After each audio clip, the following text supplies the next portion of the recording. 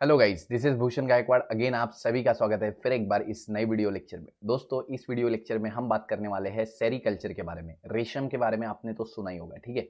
रेशम क्या होता है? बेसिकली एक तरीके का धागा होता है जिससे बहुत ही अट्रैक्टिव क्लोथ्स बनाए जाते हैं। लोग अपने साड़ी में रेशम की साड़ी पहनना बहुत ही ज़्यादा पसंद करते हैं, ठीक है।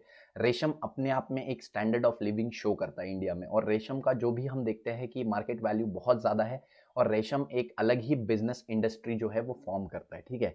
अब रेशम कहाँ से बनता है, किस तरीके से बनता है? क्या रेशम एक सिंथेटिक फाइबर है जो कि हम फैक्ट्री में बना सकते हैं, या रेशम कोई ऐसी चीज है जो कि एनिमल ओरिजिन से आता है? तो ऑब्वियसली रेशम जो है एक एनिमल ओरिजिन का एक प्रोडक्ट है जो कि हमें एनिमल से मिलता है, और इसकी एक अलग ही अपनी पहचान है, या अलग ही अपनी, अब बोल सकते हैं, एक इंडस्ट्री है, ठीक है। अलग ही अपनी एक फैन फॉलोइंग है। बेसिकली लोगों को रेशम के कपड़े पहनना बहुत ज़्यादा अट्रैक्टिव और बहुत ज़्यादा पसंद है। स्पेशली महाराष्ट्र में, जहाँ पे लोग साड़ी पहनना काफ़ी ज़्यादा पसंद करते हैं, ठीक है। हमारे इधर हम बोलते हैं नौवारी, पैठनी, और बहुत सारी अलग अलग टाइप की साड़ीज़ होती है, ठीक है, इंडिया महाराष्ट्र में। तो ये साड़ियों में रेशम की साड़ी पहनना खास कर लोग पसंद करते हैं, या खास कर लोगों के ज़रिए पसंद किया जाता है। तो रेशम की प्रोडक्शन किस तरीके से होती है, किस तरीके से रेशम को प्रोड्यूस किया जाता है, वो सारा कुछ हम इस वीडियो लेक्चर में पढ़ने वाले हैं, ठीक है। आई होप ये वीडियो जो है आपको बिल्कुल पसंद आएगा। अगर पसंद आएगा तो वीडियो लाइक ज़रूर कीजिएगा, ठीक है। और सब्सक्राइब ज़रूर ज़रूर ज़रूर कीजिएगा, क्योंकि बहुत से लोग हैं जो कि वीडियोस देखते हैं बट सब्सक्राइब नहीं करते हैं। अगर ऐसी वीडियोस चाहिए तो सब्सक्राइब ज़रूर कीजिए, ठीक है। चलिए आगे बढ़ते हैं।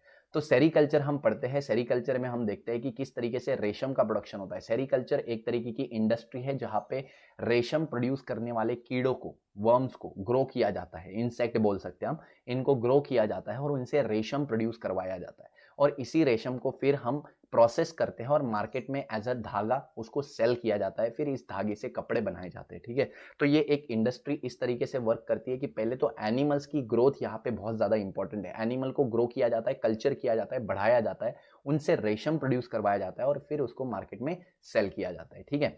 तो रेशम क्या है? देखो, हम बोलते हैं सेरीकल्चर क्या है। पहले तो हमें सेरीकल्चर समझना पड़ेगा, फिर हम ये पूरा टॉपिक अच्छे से अंडरस्टैंड कर पाएंगे। तो sericulture is the branch of applied zoology. हम बोलते हैं, ये देखो, अप्लाइड जूलॉजी की ब्रांच है। फिशरी में हमने देखा था ब्रांच ऑफ अप्लाइड बायोलॉजी, ठीक है, या ब्रांच ऑफ अप्लाइड जूलॉजी उसको भी बोल सकते हैं। जूलॉजी का मतलब होता है द स्टडी ऑफ एनिमल, ठीक है। और एनिमल्स की अप्लाइड ब्रांच है, मतलब एनिमल्स की स्टडी तो हम कर ही रहे, लेकिन अभी हमको एनिमल को अपने फायदे के लिए यूज करना है, तो दैट इज अप्लाइड जूलॉजी, ठीक है। तो sericulture is a branch of applied zoology. Zoology की एक अप्लाइड ब्रांच है जिसमें हम एनिमल्स को ग्रो करते हैं, ठीक है। Which deals with rearing of silk worm. देखो, सिल्क वर्म को ग्रो किया जाता है। सिल्क वर्म जो कि सिल्क प्रोड्यूस करेगा, रेशम प्रोड्यूस करेगा, उसको ग्रो किया जाता है। एंड प्रोडक्शन ऑफ सिल्क, ठीक है।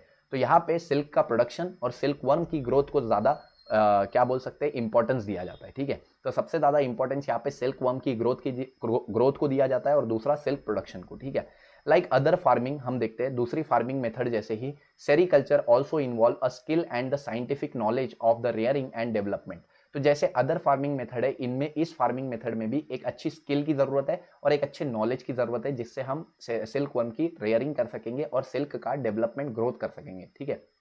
Next, it requires a less investment. इसमें कोई खास इन्वेस्टमेंट की जरूरत हमें नहीं होती, ठीक है। Can be started in a small space. बहुत ही छोटी स्पेस में, एक छोटी सी रूम में भी आप इसे स्टार्ट कर सकते हो। It is the oldest business and the large number of families are associated with the production of silk in India, ठीक है। तो हम बोल सकते हैं इंडिया में one of the oldest business है ये, ठीक है, one of the oldest business in the Indias, और बहुत सारी लार्ज नंबर ऑफ फैमिलीज इससे एसोसिएटेड है, ठीक है, इंडिया में सिल्क प्रोडक्शन से, ठीक है।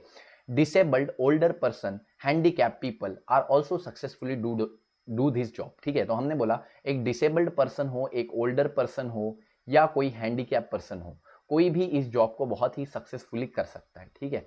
अब सिल्क वर्म के बारे में कुछ चीजें हम आगे जानेंगे, ठीक है। अब यहाँ पे सिल्क कैसे प्रोड्यूस होता है, तो सिल्क प्रोड्यूस करने के लिए जो सिल्क वर्म होता है, वो कॉमनली जो वेराइटी होती है उसकी, उसको बॉम्बिक्स मोरी बोलते हैं, ठीक है, जो कि मलबेरी सिल्क को प्रोड्यूस करता है, ठीक है। द बेस्ट क्वालिटी सिल्क, जिसको हम मलबेरी सिल्क बोलते हैं, और ये बॉम्बिक्स मोरी के जरिए प्रोड्यूस होता है, ठीक है। देखो, the best quality silk called mulberry silk is produced by the silk worm Bombyx mori, ठीक है। While tasar silk and eri silk are of inferior quality. ये जो दूसरे सिल्क है, टसर सिल्क और एरी सिल्क, ये जो है इंफीरियर क्वालिटी के है, ठीक है। तो नीट एमएसटी सीटी में इस पे क्वेश्चन आता है कि कौन से, नीट में तो नहीं पूछा जाता क्योंकि नीट के सिलेबस में ये है नहीं, ठीक है, बट स्टिल MST में पूछ सकते हैं कि कौन सा बेस्ट क्वालिटी का सिल्क हो सकता है या कौन सा हम बोल सकते हैं कि इंफीरियर क्वालिटी का सिल्क है। तो टसर और एरी सिल्क होता है वो इंफीरियर क्वालिटी का होता है, क्योंकि उसको बनाने वाली जो वेराइटी होती है सिल्क वर्म की वेराइटी वो अलग है, ठीक है। और दूसरा बॉम्बिक्स मोरी जो वेराइटी है वो बनाती है दैट इज मलबेरी सिल्क। ये मलबेरी नाम का जो पेड़ होता है उसके लीफ पे ये फीड करते हैं बॉम्बिक्स मोरी, ठीक है। बॉम्बिक्स मोरी मलबेरी सिल्क इसीलिए बना पाते हैं क्योंकि वो मलबेरी नाम का जो पेड़ होता है, मलबेरी पेड़, उसके लीफ पे फीड करता है। अगर वो किसी और पेड़ के लीफ पे फीड करेगा तो वो सिल्क जो है वो मलबेरी सिल्क नहीं होगा, वो कोई और ही सिल्क होगा फिर, ठीक है। तो इसी वजह से हम बोलते हैं कि बॉम्बिक्स मोरी को मलबेरी पेड़ के लीफ पे ही फीड करना पड़ेगा। बॉम्बिक्स मोरी का जो कैटरपिलर लार्वा होता है, इस लार्वा को मलबेरी सिल्क पे ही फीड करना पड़ेगा। फॉर एग्जाम्पल यहाँ पे हम लाइफ साइकिल देख सकते हैं। तो ये देखो मलबेरी सिल्क के ऊपर ये मलबेरी का पेड़ है जिसका ये लीफ है, उसके ऊपर अंडे जो है एग ले किए है इस मॉथ ने, मॉथ बोलते हैं इसको, ठीक है। बटरफ्लाई जैसा ही होता है बट थोड़ा सा भद्दा होता है दिखने में। तो इसने अंडे दिए हैं, ठीक है, एग ले किए है एक मलबेरी लीफ पे।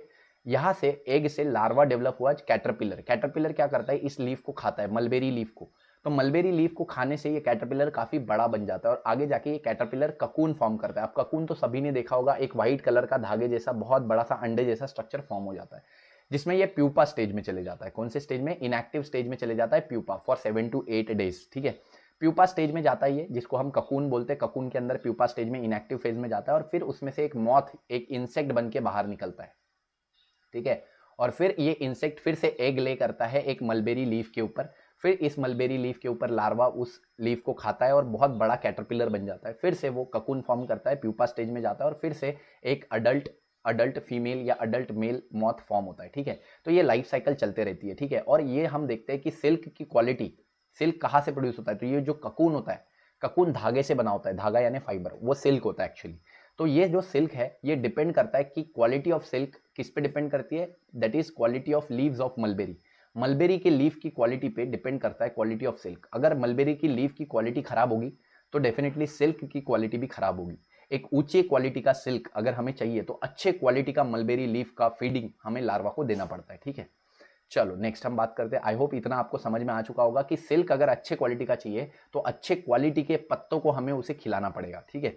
देखो the best quality of silk mulberry silk is produce by Bombyx mori, ये आपको याद रखना है। बॉम्बिक्स मोरी अच्छा क्वालिटी का मलबेरी सिल्क प्रोड्यूस करता है, ठीक है। और इंफीरियर क्वालिटी के सिल्क कौन से होते हैं, tussar silk and eri silk, ठीक है।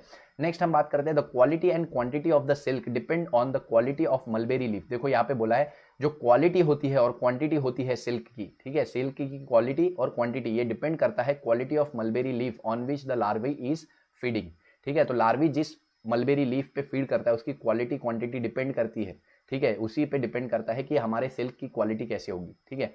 Rearing, development and looking after the silk worm involve skills and labour. देखो रेयरिंग अगर हमें करना है, डेवलपमेंट करना है, तो इसके लिए हमें क्या करना है, सिल्क वर्म को ग्रो करना है और उसके लिए स्किल चाहिए, लेबर चाहिए, अच्छे खासे स्किल्ड लेबर चाहिए, ठीक है। और कांस्टेंट वॉच चाहिए, ठीक है। क्योंकि क्या होता है कि पंछी आते हैं और उनके लार्वा को चुग के चले जाते हैं, मतलब उनके लार्वा को खा के चले जाते हैं।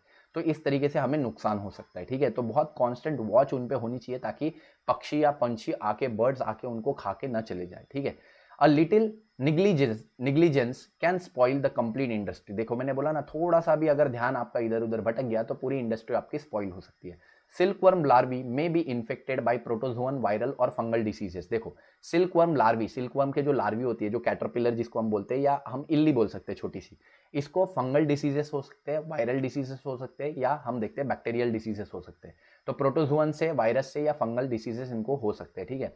बिसाइड दिस एंड्स यानी चीटियां, ठीक है, क्रोज यानी हम देखते हैं दैट इज कौवे, birds and other predator are ready to attack on this insect. तो ये सारे जो प्रेडेटर्स होते हैं, प्रेडेटर्स यानी शिकारी, ये रेडी होते हैं to attack on this insect, इनको खाने के लिए रेडी होते हैं। तो इसीलिए इस पे कांस्टेंट वॉच, एक अच्छी निगरानी, एक अच्छा मॉनिटरिंग होना जरूरी है, ठीक है।